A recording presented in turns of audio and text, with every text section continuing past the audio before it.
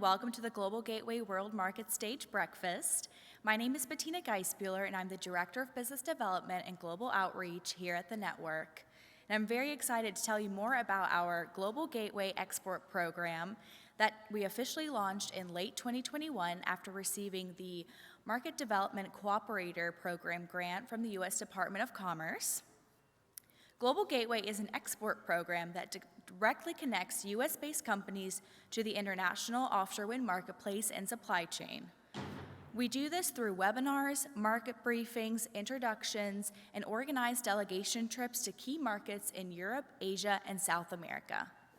The export program not only provides you access to our in-depth offshore wind knowledge and takes advantage of our connections through international introductions and education, it also leverages our event planning capabilities and puts you in environments that provide hands-on, in-person learning opportunities.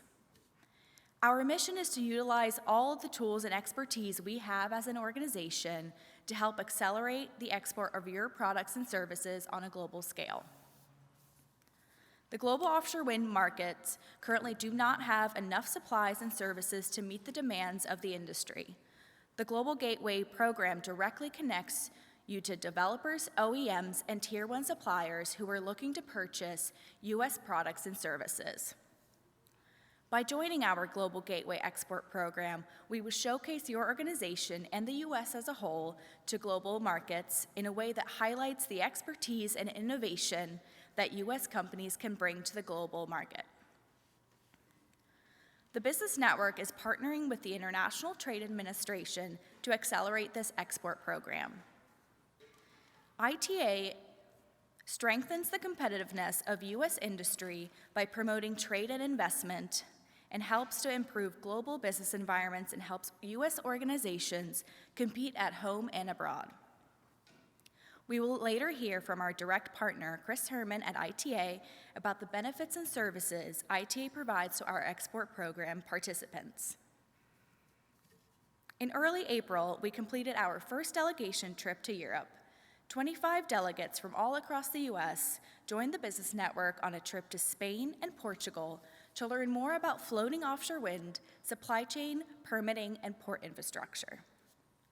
In Spain, we visited the Port of Bilbao, RWE and Scitec's Demo South floating platform prototype, and the Haizea wind tower manufacturing facility. We attended the Wind Europe conference in Bilbao, where delegates attended interesting sessions, and some of them even speaking on panels. Finally, we traveled to Portugal to meet with Ocean Winds and Principal Power at their Windfloat Atlantic O&M facility. On this trip, our delegates were able to learn, create connections, and see offshore wind in action. Our upcoming 2022 trips, we will be going to Manchester to see the Global Offshore Wind Conference in June. And later on today, Vicky Mant from Renewable UK will be speaking more about the opportunities at that conference. We will also be attending WindEnergy Hamburg in Germany in September, where we also have a big U.S. pavilion, and we'd love to take your companies with us to showcase your organization. In 2023, we also expect to go to Wind Europe in Copenhagen, and again, the Global Offshore Wind Conference in the UK. Our 2024 and 2025 outlook is to Brazil, Asia, Japan specifically, Vietnam, Wind Europe, WindEnergy Hamburg, and again, the Global Offshore Wind Conference. We encourage all US-based companies who are interested in exporting their goods and services or partnering with global organizations to join the Business Network in expanding the global offshore wind supply chain. Again, we want to highlight the expertise and innovation that US companies can bring to the global supply chain. Now we will hear a series of market updates and opportunities from our global colleagues. Our first speaker is Marcos Suarez from the Basque Energy Cluster. Marcos?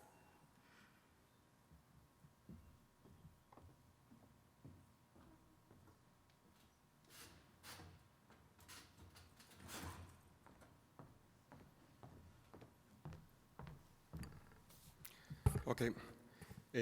Thanks, Bettina, for the invitation to be here with you today. It's been great collaborating with the Business Network for the last months, years. We signed an MOU with you last year in the last IPF, and we're quite happy to do all these activities. We was like 3 weeks ago when you were in Bilbao. Sorry, the screen was moving, I was surprised. Thanks for the opportunity of being here. I'm going to try to structure the presentation. My name is Marcos Suarez, by the way. I'm project manager at the Basque Energy Cluster, which is an association of 200 companies working in the energy field, located in a region in the north of Spain. I will talk a bit more about that later on, of which over 100 work in the wind energy field. So as I will show you later, we are a region with a strong background in wind energy.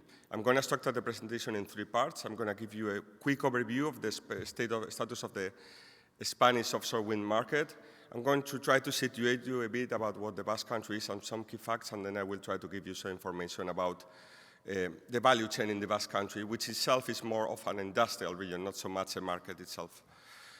So starting with the presentation, can you show there the presentation? Let me start by stating the obvious, which is that, the obvious probably for many of you, which is that floating offshore wind is the next big thing in offshore wind. So it's not only one of the renewable energies that will have with high expectation of growth in the short and medium term. It is also a technology that is already there. It has passed the R&D moment. It has passed the demonstration stage. It has entered the pre-commercial phase with some auctions already happening in Europe along this year. And in fact, the Global Wind Energy Council reckons that there are going to be around 16 gigawatts of new installations throughout the world of floating wind. So if you think that we are right now in around 260 all over the world, that's quite impressive growth. In fact, something similar to what is expected to happen in the US for the whole offshore wind. Focusing a bit more about Europe, this is just a picture of the vision of the European Wind Energy Association, Wind Europe, which gives you the distribution that they expect for 2050 of 450 gigawatts of offshore wind. Okay, you probably cannot see the numbers there, but in the case of Spain, they allocate 13 gigawatts of offshore wind to Spain by 2050. By the way, everything has to be floating wind in Spain. We don't have the continental shelf or very, very limited options, so everything has to go floating. That's a long term, but what probably is more relevant is our national strategy aims for 3 gigawatts in 2030. Okay, that's the short term, so how goal, for which take into account the time in which floating wind farm takes to be operational. We have to start moving. And the good news, I think, is that everything is already moving. The marine spatial planning is to be finished in just a few months, in mid-2022. This is where they decide where the offshore wind farms are possible to be located. And then the Spanish government announced precisely the Wind Europe Bilbao event that happened in the beginning of April, that they plan the first auction to happen in late 2022 or early 2023. So as you see, in terms of market, things are moving quite quickly. In terms of as I said, I wanted to situate you a bit about the Basque Country. Hopefully, some of you know already a bit about us, some others probably not. The Basque Country is there. The small dot in the north of Spain, in the border, in the western border with France. And we've traveled, by the way, all the way to the other dot here, which I think is located correctly in Atlantic City. By the way, we are here with a delegation of 30 people, over 15 companies. Just to give you some context, this is the New Jersey state. It is one of the smallest states in the US. For your reference, as some of you might know, it's the 47th state in terms of size. So very small state, and this is the Basque Country, okay? So it's 1/4 of New Jersey. In terms of population, we are around 2 million people. So once again, around 1/4 of New Jersey. And what is, I think, relevant is in terms of industrialization, R&D intensity is the main region in Spain. So it's not Madrid, it's not Barcelona. In relative terms, it's the Basque Country. We have around 150 companies working in wind energy in this small region, okay? And as a catchphrase, we usually like to say that we have manufacturers of almost every single component of a wind turbine. We are missing the blades right now. So that's for you to give you some context about what is the Basque Country and why and now I will try to persuade you about why we think it's a good opportunity for US companies to get in contact with Basque Country companies to collaborate for the development of offshore wind energy. First of all, as I said before, we have 150 companies. These companies were, started mostly in onshore wind, like 2-3 decades ago, but they are already a global supplier in offshore wind. And as Spain is also a market that will be focused in floating, we have also like a specialization in floating wind that I will show you a bit later. So you can see there, we have companies in development engineering, manufacturers of component systems, O&M, towers, transition pieces, R&D centers, floating foundations, mooring systems, electrical connections. You name it, you will probably find a company that does that in the Basque Country. That happens also because we are home to the headquarters of Iberdrola and Siemens Gamesa. Gamesa previously was a Basque company, and now the merge with Siemens is located, the headquarters are located the company is located in the Basque Country. In fact, that is the reason why we have 150 companies, because these companies have been working for decades in the Basque Country, and they were the value chain first of these large companies, and then, of course, they are value chain for many other turbine manufacturers and developers. Third reason, and I'm especially happy about this in the sense that we have 5 of the 30, 40 platform technologies in the world. So you have there 5 companies that are currently developing floating foundations in the Basque Country. So once again, small region, 5 out of 30, 40 is quite impressive. Not only that, we have a test site with a grid connection that allows the testing of demonstration projects. And in fact, the first floating wind turbine in Spain will be connected in that test site by MEP on the top left by mid-summer, hopefully, if the weather allows it. And it's a prototype of the company SciTech, which is right below it. It's a 2 megawatts turbine. Fourth reason is not only the large companies, it's not only the floating foundations. If you check a wind farm demonstration or pre-commercial wind farm all over the world, I said in the beginning there are like 260 megawatts. In almost every project, you can find the back supplier. Okay, so it's either towers, the transition piece, flanges. Most of the mooring systems have been manufactured in the Basque Country. The manufacturer and the foundation themselves, of course, the wind turbines of Siemens Gamesa, all of them have Basque components. So it's not only that there are companies we have experience in floating, not only in offshore wind, also in floating.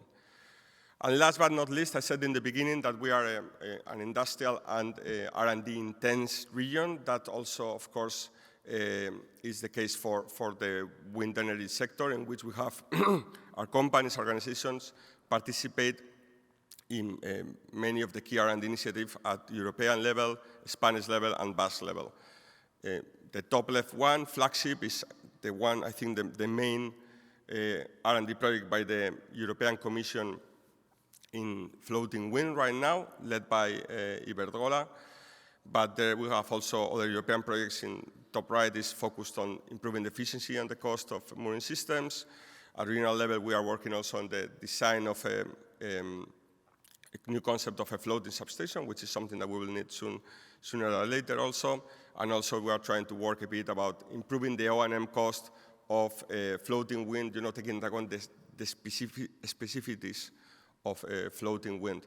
So we have that also, which I think is also a good reason for you to try to get in contact with us and collaborate with Basque companies. And that's the 3 parts. I just wanted to let you know one bit, we are also, of course, we also collaborate intensely with other European partners.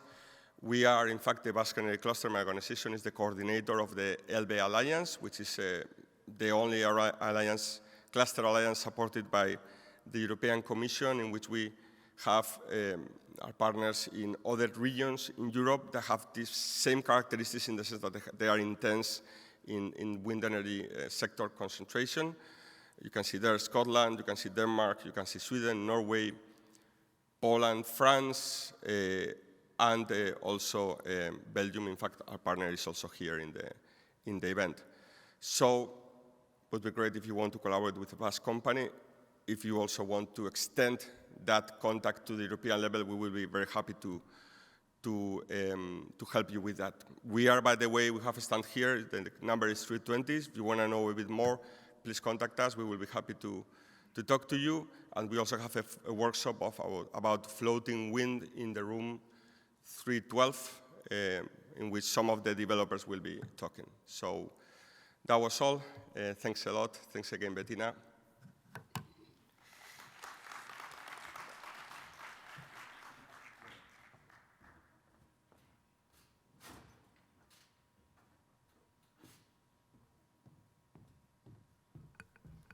Thank you very much, Marcos. And again, thank you for hosting our U.S. delegation in the Basque Country in April.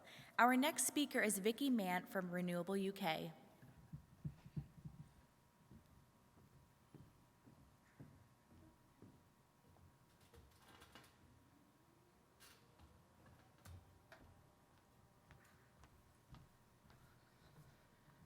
Thank you, Bettina. Sorry, I haven't used this before. I didn't test it. So. Going to get to my slides. There you go. That's me. So, hello, I'm Vicky Mant from Renewable UK. Renewable UK, we are the trade association of the UK. You can see us as the business network sister across the pond. We have over 400 members. We put on quite a few events during the year, which I will talk about in a minute, which is the Global Gateway program that Bettina is running to come to Global Offshore Wind. Just on membership, we work with policy, with government in the UK. It's been quite a busy year in the UK with what's happening with CFD rounds, leasing rounds, so it's quite an exciting time. So Global Offshore Wind, 21st and 22nd of June. So we're expecting to have over 4,000 delegates to come to the show. We've got a sold-out exhibition show now. I don't know if I've got a copy of the full panel. Yeah. So it's going to have six content streams. So we've got two main conference sessions, which will consist of anything and everything in offshore wind. We've got key floating sessions, and our Energy Minister, Kwasi Kwarteng, will be attending and actually debating on that session. We also have energy transition sessions, so there's a lot of programs and ways for you guys to get involved. What the Business Network are doing, what I've done here, I've brought a UK delegation over to this show. I've got 10 co-exhibitors with me. We're on booth 227. Maybe you came to the gin and tonic last night. Apologies if you had to queue. We wanted to give a bit of a taste of what it's like to be British, so you could queue. So what the Business Network and I are doing, we're basically exchanging these delegations. So Bettina will be bringing out about 10 companies to Global Offshore Wind, and what you guys can do to get involved is go with the Business Network, be a co-exhibitor with them. You'll be able to, we're opening up speaking slots in some of our theatres as well. So not only have we got 2 conference streams, we've also got 3 theatres on the floor plan.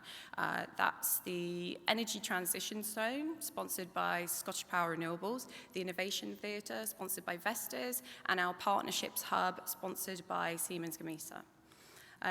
So if you do come along with Bettina and the Business Network, then we've got a 2-hour slot there for various companies to be able to present and speak to our delegates. Get your expertise across to our delegates, it's an international show, to whoever is there. there are other things that are happening. So we've got quite a few new things happening this year at the show. So as you can see there, we've got our content topic trails. So we've got one of our key sessions with Liz Burdock will be the A6 Go Global. We're also speaking to North Carolina about them attending to come into that session as well. And as I said, we would be thrilled to have any US companies coming over to be in our partnerships hub or theatre to speak as well. From a networking point of view, we've got various receptions happening at the show, various ways you can get involved and meet people. So we're also doing a couple of site tours as well. So the actual days of the event, if you think of it as the full week, so Monday you could fly in and then come to the welcome reception on the first evening, and then Tuesday and Wednesday is the actual show, so you'll be at exhibition, at conference sessions, at the various networking sessions, and then on the Thursday we're doing a site tour to Siemens Gamesa factory in Hull, and also the GE Grid factory in Stafford. So these are all included in the package that you'll agree with Bettina to come along to. So it'll be a full packed week, lots of opportunities there for you to meet people and just get involved. Just as a quick market update, so we've just launched our new Energy Pulse platform.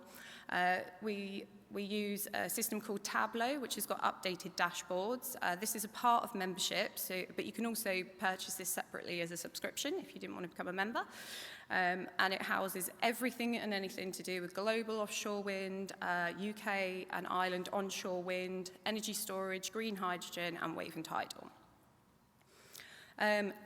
So as you can see here from this graph, sort of the UK market growth, the United Kingdom currently has installed 10.5 gigawatt of capacity, which is 2,297 turbines, second only to China globally.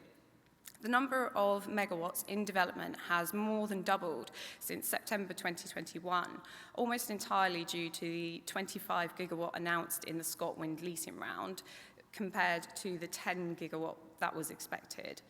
The UK portfolio of offshore wind has the potential to deliver more than 87 gigawatt of offshore wind if fully constructed. So just as an interesting fact here, so after the recent Crown Estate Round 4 and ScotWind, you've got BP, who grew to the 8th largest in the UK, but with Shell and Total being in 10th and 11th, this consortia is now totaled, it's the offering is 14.4 gigawatt, and that is actually more than the UK's current operational portfolio, just with those three companies. As you can see, sort of all the developers that will be at Global Offshore Wind, they're all exhibiting, they've been circled there. So this is another way of you being able to get involved. So if you come over with the business network, you'll be able to interact with these companies, not just developers, but also obviously the turbine manufacturers, and we've also got a large supply chain as well. What I've got is some free reports. So I've got some with me here. So if you would like a copy of this, basically this is a global market update, and it's just a quick overview of everything that has happened so far. So what I'll do is you can come and collect them off me or come and get some at the booth later, but my slides are basically just pulling out a few more facts from this report. So in order to save time, because I'm out, I'll just skip through the slides and hand out these reports instead. Otherwise, that's everything from me. Thank you.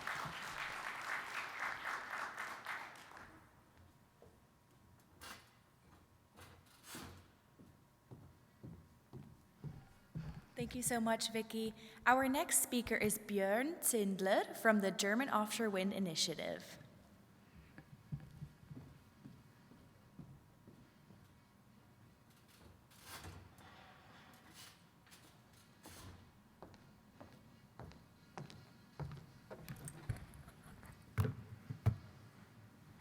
All right, everybody, good morning. So thanks for having me. I'm happy to present the German Offshore Wind Initiative and give you a quick rundown on the German market. Let me see, what do I press here? So The main goal of the project, the German Offshore Wind Initiative, is to connect German companies to 3 promising markets in a way that makes it work for all involved in the German and the US market. Besides the US, we support a business in Japan and Taiwan too. GOI creates opportunities for the German offshore wind industry to offer its products and services. This results in a win-win situation where you, in cooperation with the German companies, can profit from each other. We want to share German know-how, bring together world-leading offshore wind expertise in dynamic markets. Now, GOI is a project funded by the German Ministry for Economic Affairs and Climate Action, the BMWK. The total project budget is around 2.8 million euros over 3 consecutive years. GOI is executed in cooperation between the Foundation Offshore Wind Energy, which is my employee, with a strong background in Germany, and the World Forum Offshore Wind, who's acting, you all know them, as a global offshore wind promoter.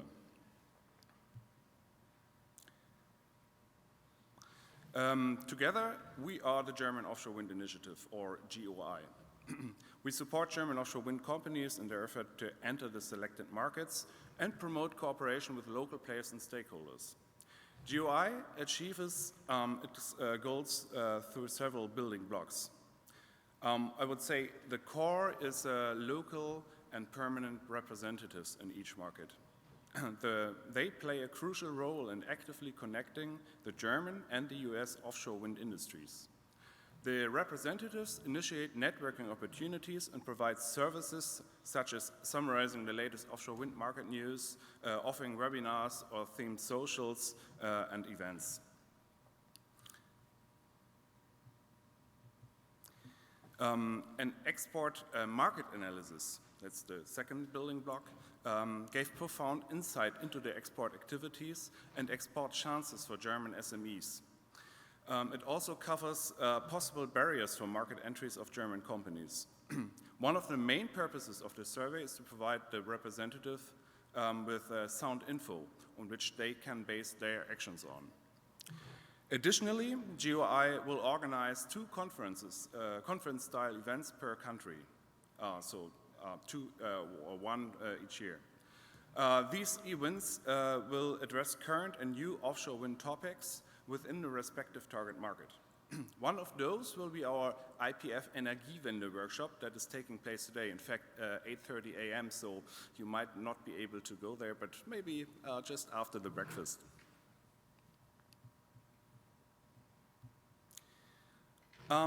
The representatives act as a German hub, as a link between the German and the US players. They are not only well connected in their respective markets, but also create synergies with other institutions such as the GACC or the energy partnerships.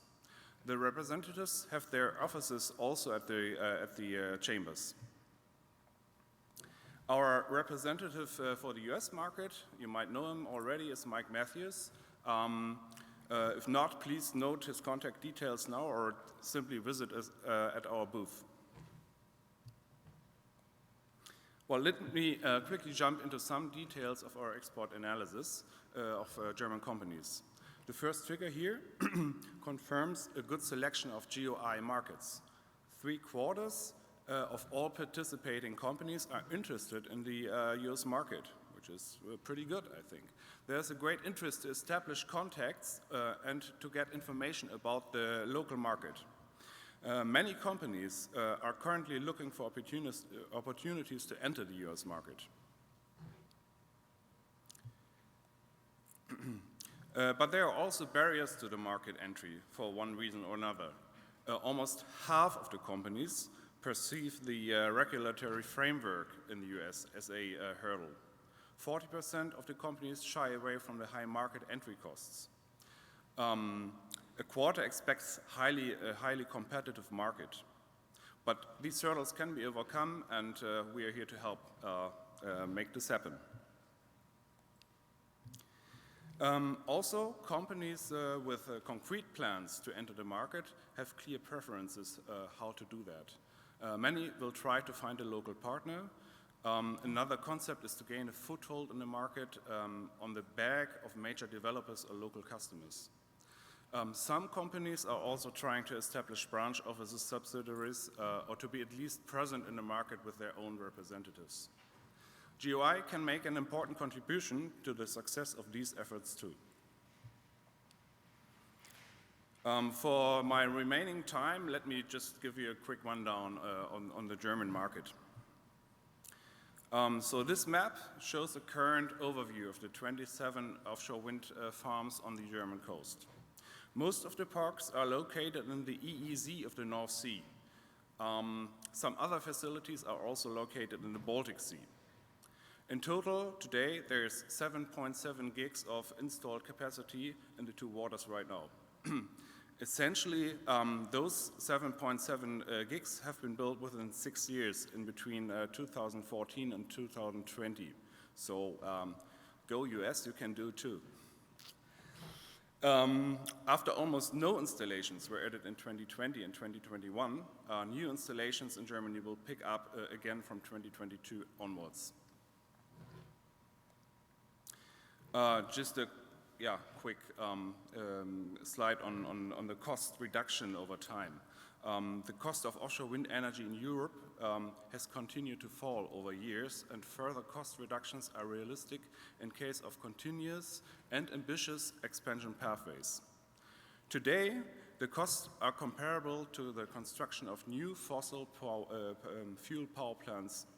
So if you include the external cost, for example, via carbon price, wind energy is already much cheaper. The first projects have been built without government feed-in tariffs in Germany now, and that led to the 0-cent bids those show confidence in the future of the wind energy. A very special project here is Ørsted's Borkum Riffgrund 3. Ørsted has sold half of its planned 900 megawatts to 3 companies via PPAs, and more are in the pipeline actually. In fact, PPAs will be an important instrument for many future sites that will be auctioned off over the coming years. Future expansion is set by law in Germany, the Windseegesetz, and foresees a steady growth over the next few years. The growth curve shown here has been subject of lively discussions since 2017 and will not be implemented in this form. Since 2017, the industry and federal states have been calling for an increase in targets. Also in 2017, the results of a study by the Research Institute Fraunhofer-Iwes suggested 25 gigs by 2030, and this study also considered 57 gigs possible by 2050. In 2020, actually, the federal government responded to the demands with reformulated expansion targets of 20 gigs by 2030 and 40 by 2040. The new government, which has been got together, consisting of a coalition of Social Democrats, Greens and Liberals, proclaimed a further increase that just recently has been set by law.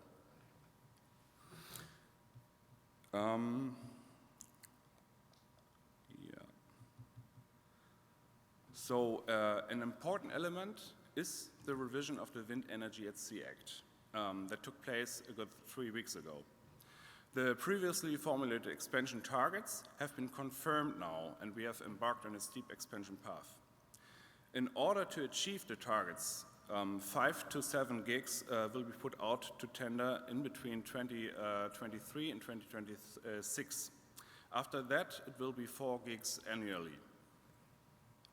Climate protection measures such as the expansion of wind energy will enjoy priority over other nature conservation goals in future, even if synergies between the individual measures are always sought. Last but not least, The approval process for new wind farms will be accelerated considerably. The Act also covers a new auction design in Germany. So in future, there will be two different designs depending on whether an area is centrally pre-examined or not.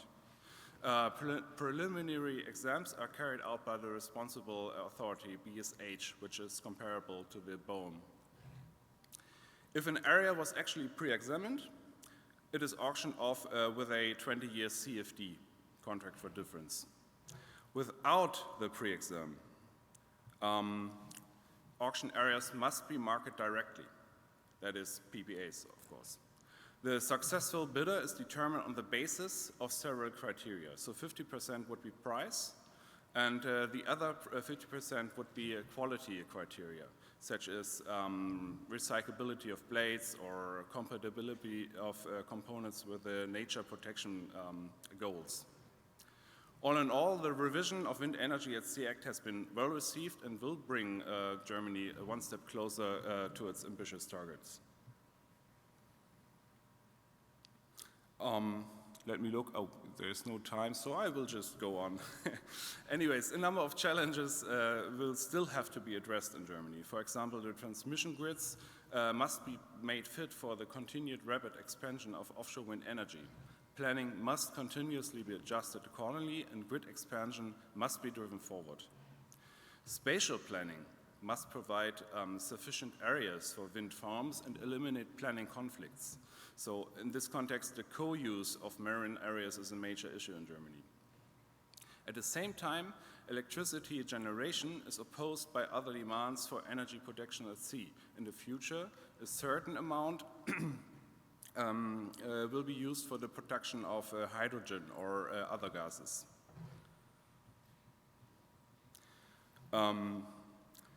Another important topic would be the development of cross-border offshore wind projects at the European level, which open up new potentials and promote partnerships in Europe.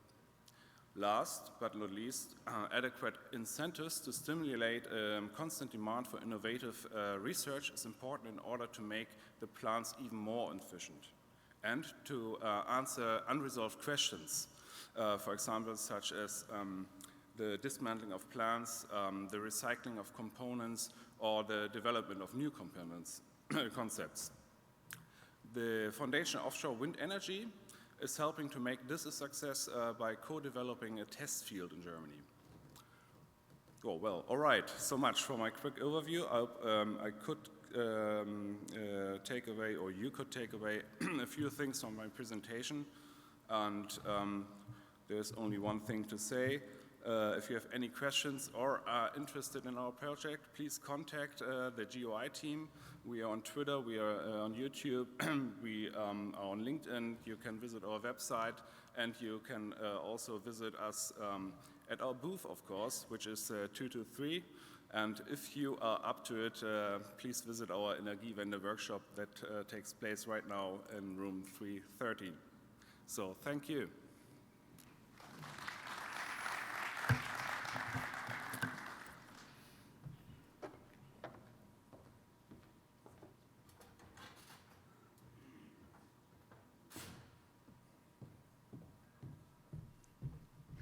Vielen Dank. Thank you, Björn, and we look forward to seeing you in Germany in September when we take a big U.S. delegation to Wind Energy Hamburg. Our next speaker is Carlos Cabral from ANEEL, which is the Brazilian electricity regulatory agency. Carlos?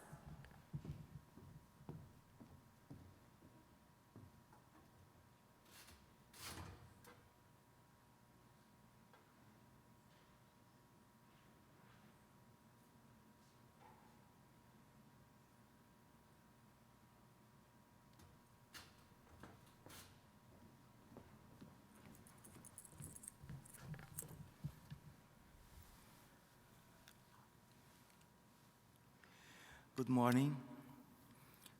First, I'd like to thank the U.S. Commercial Service for the invitation to ANEEL to take part of this mission, to come to U.S. and know their experience in offshore wind. and thanks to Business Network to take part of this panel. First, I will present a small summary of the country. We have 8.5 million square kilometers. The total population of the country is 230 million inhabitants. The populational annual growth is 0.7%. Monthly new residential consumers is 125,000. The 2,600 kilowatt hour a year, the electricity consumption per capita, and average energy consumption growth is 4%. Here, a small overview, an overview of the electricity sector and the institution with their roles. The responsibility for policy and guidelines is the National Congress, the National Energy Policy Council. For planning and balance between supply and demand, the Ministry of Mines and Energy. For making researches and sectoral studies, inclusive offshore wind, is Brazilian Energy Research Office, responsible for regulation, oversighting, and granting, the Brazilian Electricity Regulatory Agency. The system operation, the ONS, the National System Operator, monitoring and evaluation the continuity and the supply. CMSA, accounting and clearance sale, the marketing clearance of electric sector, CCAE, and the execution of provide and provision of the service, the agents of generation, transmission, distribution, and commercialization. Here, an overview of the Brazilian electricity metrics. We have now around 183 gigawatts installed capacity, mainly from renewable sources. The main source is hydropower, around 56% in the metrics. Now I can show you the percentage of the metrics that's come from renewable sources. You see that we have 83% of renewable sources in our metrics. Again, mainly from hydropower. Now an overview of our interconnected system, that the transmission system that interconnects the whole country. We have around 130,000 kilometers of transmission line operated by 235 companies, more than 80 million consumer units, and 101 distribution companies. To talk about offshore wind, I will talk a little bit of our experience from onshore wind. Onshore wind is one of the fastest growing renewable energy source in Brazilian electric metrics in the recent years. Regarding the electric sector and the ANEEL roles, there is a consolidated regulatory framework since 2009, based mainly on free disposal of property, energy production certification, connection to the transmission system, and prior environmental license as condition for granting. Currently, we have 812 plants in operation, around 22 gigawatts installed capacity, which represents 12% of our metrics. Now we have 375 new plants under construction or planned, which is more 13 gigawatts from this source. I showed this to show, I present this to show that in almost 13 years, we increased the participation of onshore wind very intensively in the recent years. So maybe it can be the same experience to offshore wind. The growth of deployment of offshore wind in the world has stimulated initiatives to implement this type of power plant in Brazil. The challenge is to establish or adapt the regulatory framework to foster its development in the country. Differently from onshore, the theme involves a legal and regulatory framework that covers issues related to occupation of the ocean space, public areas, the environmental and regulation of electricity generation, which means the necessary participation of various institutions from different sectors in the discussion of the theme.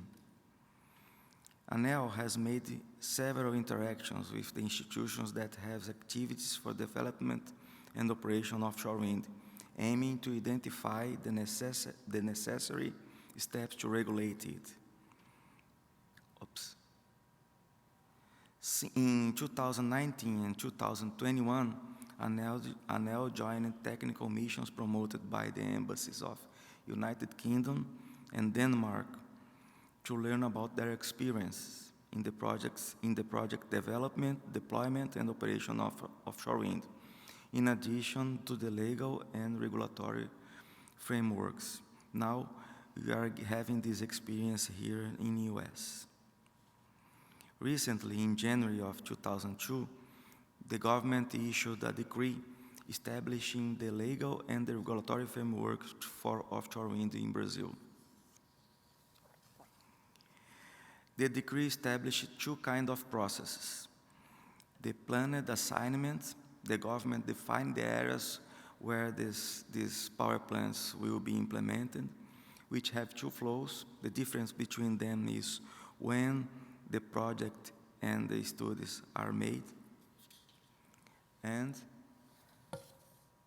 the independent assignment, which a company, an interested part, can choose the area who has interest in implement the offshore wind. The similarity between these two processes is it's necessary to bid for that area.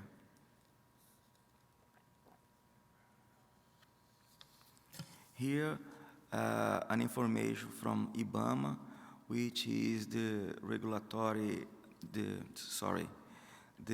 federal licensing institution, environmental license institution in the country. We already have many environmental licensing process requests to IBAMA. It's around 55 projects representing 130 gigawatts of projects. This shows the interest to invest in offshore wind in the country. Next steps.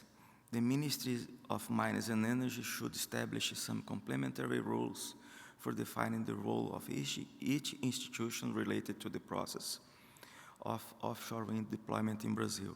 It's already started, and we are discussing this with many institutions. And after that, ANEEL will be up to define the regulation of granting process. We hope to have this regulatory framework soon to give the best conditions to develop offshore wind in Brazil in the next years. Thank you very much.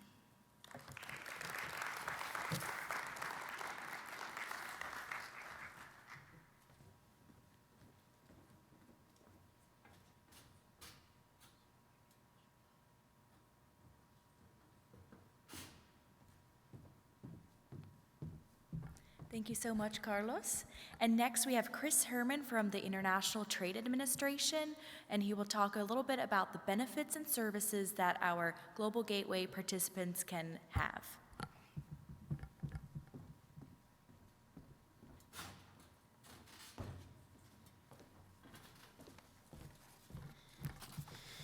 Hey, good morning, everyone. Thank you, Bettina. My name is Chris Herman. I'm a renewable energy industry specialist with the U.S. Department of Commerce's International Trade Administration, or ITA. And I also serve as ITA's team lead on the Market Development Cooperator Program, or MDCP, that supports the Global Gateway Program in partnership with the Business Network for Offshore Wind.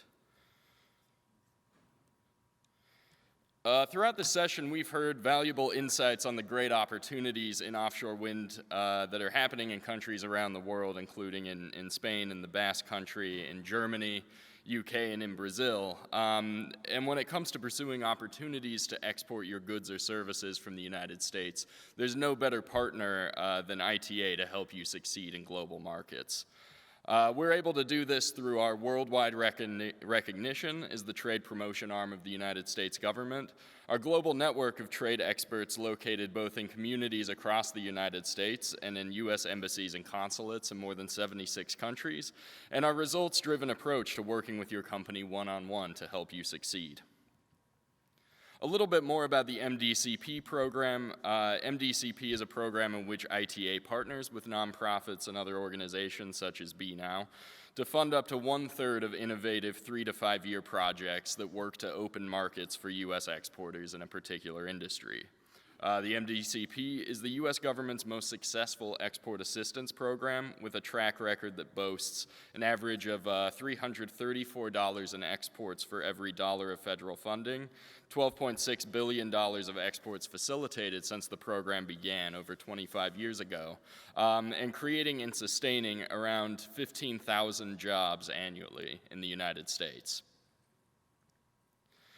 By participating in Global Gateway, not only are you able to take advantage of the amazing industry expertise of BNow and the delegation trips such as the upcoming ones to the United Kingdom and Germany, as a U.S. exporter, you'll also be able to leverage the resources and services of ITA and the U.S. Commercial Service before, during, and after your participation in the Global Gateway program, including export counseling to learn more about the export process and develop effective strategies, market intelligence to understand opportunities in foreign competitors, business matchmaking to meet potential customers and partners, and commercial diplomacy to help you address any trade obstacles that you might encounter while pursuing opportunities abroad.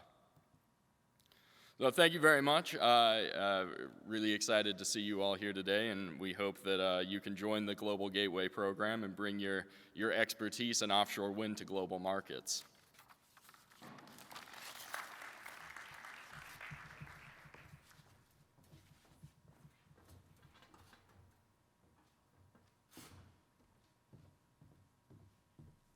Thank you, Chris. And again, I would like to thank all of our speakers today for giving us a great insight into the global market and where the U.S. opportunities lie. I will be at the Business Network booth today at 427. I'd love for you to come by and we can talk about the Global Gateway Expert Program.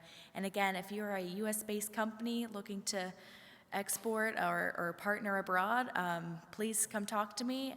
Thank you so much today.